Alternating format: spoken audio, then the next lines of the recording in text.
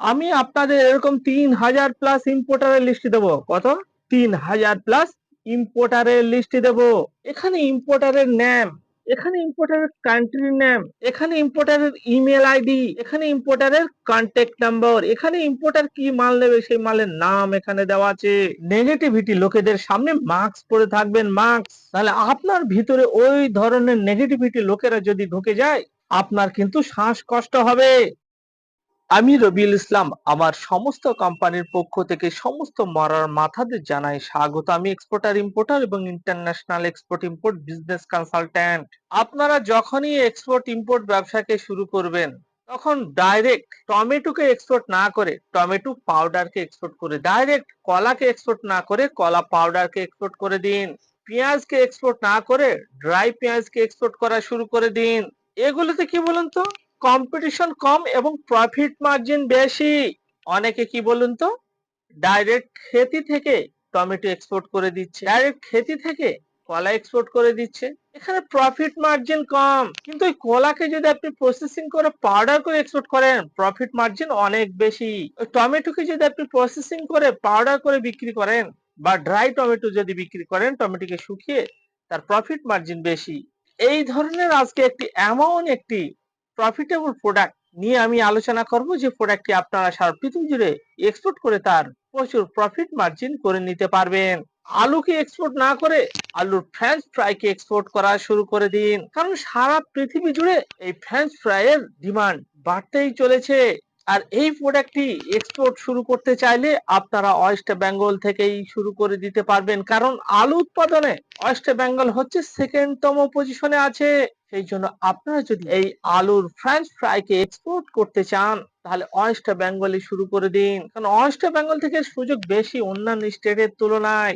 আপনি যদি tomato export করেন, আপনাকে সে মহারাষ্ট্রের, অন্ধ্রপ্রদেশে ছুটতে হবে। আপনি যদি লঙ্কা এক্সপোর্ট করেন, আপনাকে বাইরে ছুটতে হবে। বাসমতি চাল এক্সপোর্ট করলে আপনাকে হরিয়ানায় ছুটতে হবে, অনেক দূরে অন্যান্য স্টেটে গিয়ে আপনাকে সেখান থেকে এক্সপোর্ট করতে হবে। কিন্তু আমি যে প্রোডাক্টটি নিয়ে আজকে আলোচনা করতে চলেছি, এই প্রোডাক্টটি আপনাদের অন্যান্য স্টেটে ছুটতে হবে না, অন্যান্য স্টেটে গিয়ে এক্সপোর্ট করতে হবে না, আপনারা এই ওয়েস্ট বেঙ্গল থেকে এক্সপোর্ট শুরু করে দিতে পারবেন। দিনের পর দিন লোকাল ব্যবসায়ী কম্পিটিশন বেড়েই চলেছে। আগামী দিনে আপনারা লোকাল ব্যবসায় কোনো প্রফিট মার্জিনও পাবেন না এবং কোনো কাস্টমারও খুঁজে পাবেন না। সেই জন্য আগামী দিনের কথা ভেবে, ভবিষ্যতের কথা ভেবে, আপনার পরের জেনারেশনের কথা ভেবে এক্সপোর্ট ইম্পোর্টের ব্যবসাকেই শুরু করে দিন।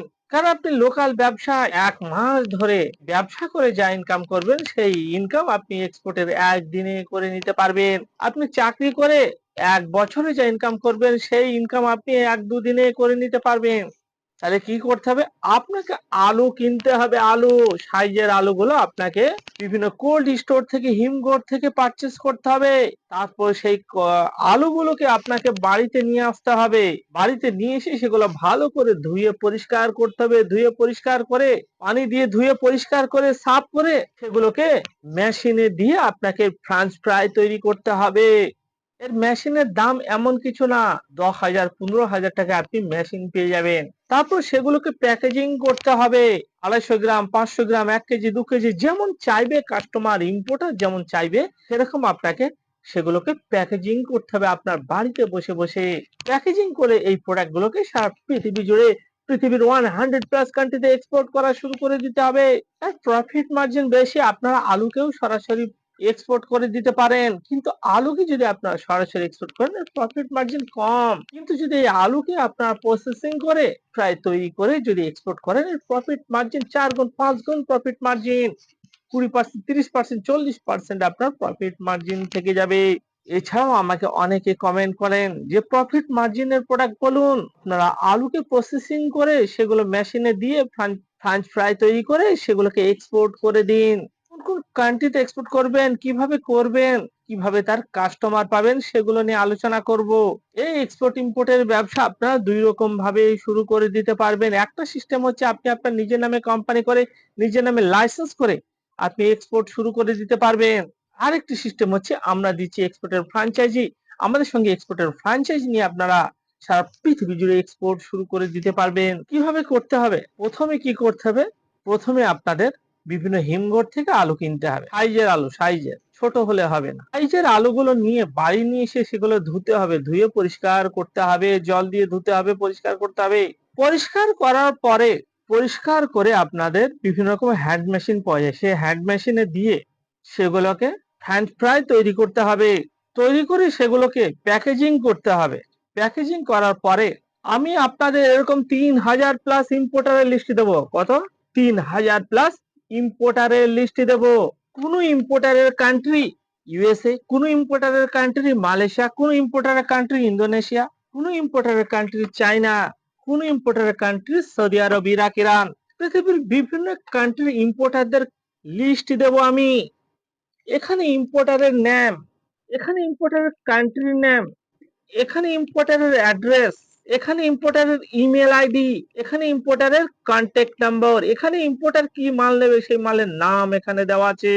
আপনার কাজ কি? আপনার কাজ হচ্ছে প্রতিদিন আপনাকে 30 মিনিট করে সময় বার করতে হবে। মাত্র 30 মিনিট করে সময় আপনাকে বার করতে হবে। বার করে এইসব ইম্পোর্টারের যে মেল আইডি দেওয়া আছে না, এই মেল আইডিতে আপনাদের মেল করতে হবে। সেই মেল কিভাবে করতে হবে তার ফরম্যাট আমি আপনাদের দিয়ে দেবো। রাতের বেলায় বা দিনের বেলায় যখন আপনি সময় পাবেন মাত্র 30 মিনিট করে এদের কাছে মেল করতে হবে। মেলগুলোকে ফলো আপ করতে হবে, নিয়মিত মেলগুলোকে ফলো আপ করতে হবে। এরা আপনাদের পেমেন্ট করে দেবে। পেমেন্ট, সেই পেমেন্ট দিয়ে মালগুলোকে কিনে আপনাদের এক্সপোর্ট করে দিতে হবে। এটাই হচ্ছে আপনার কাজ। আপনাকে এখানে কোনো গোডাউন ঘর, ফার্নিচার, দোকান ঘর কিছুই করতে হবে না। লোকাল ব্যবসা করলে কি বলুন তো, আপনাকে দোকান ঘর, গোডাউন ঘর, ফার্নিচার করতে হবে। আপনাকে সেই দোকানে আবার মাল স্টক করে রাখতে হবে। কিন্তু এক্সপোর্টে কোনো মালকে স্টক করে রাখতে হয় না। আপনি ঘুরতে যাবেন, বেড়াতে যাবেন, ট্যুরে যাবেন, ট্রাভেলে যাবেন, সেখান থেকে আপনি আপনার এক্সপোর্টের কোম্পানিকে পরিচালনা করতে পারবেন। তাহলে দর্শক নিশ্চয়ই বুঝতে পারছেন, আপনাকে কোথাও ছোটাছুটি করতে হবে না। আপনি আপনার বাড়ি থেকে পার্ট টাইম, ফুল টাইমে এক্সপোর্ট ইম্পোর্টের ব্যবসাকে পরিচালনা করতে পারবেন। এবং যারা চাকরি বাকরি করেন, জব করেন, গভর্নমেন্ট এমপ্লয়ি, তারাও পার্ট টাইমে শুরু করে দিতে পারবেন। কোন কোন কান্ট্রিতে এক্সপোর্ট হচ্ছে সেগুলো তো আমাদের জানতে হবে, নাহলে আমরা কিভাবে এক্সপোর্ট করব। ইন্ডিয়া থেকে তো 100 প্লাস কান্ট্রিতে এক্সপোর্ট করা হচ্ছে, কিন্তু তার মধ্যে আমি কিছু টপ কান্ট্রি বলছি যে কান্ট্রিগুলোতে সব থেকে বেশি পরিমাণ অর্থাৎ কন্টেনার ফুল করে এক্সপোর্ট করা হয়ে থাকে। Australia, Bahrain, Cambodia, Canada, Comoros, China, Hong Kong, Indonesia, Israel, Japan, Korea, New Zealand, Oman, Philippines, Qatar, Russia, Saudi Arab, South Africa, Sri Lanka, Taiwan, Thailand, United Arab Emirates, USA, Uganda, Vietnam Republic. এগুলো হচ্ছে top country. Export তো করা হচ্ছে 100 plus কান্ট্রিতে, কিন্তু আমি যে কান্ট্রিগুলোর নাম বললাম এগুলো হচ্ছে টপ কান্ট্রি।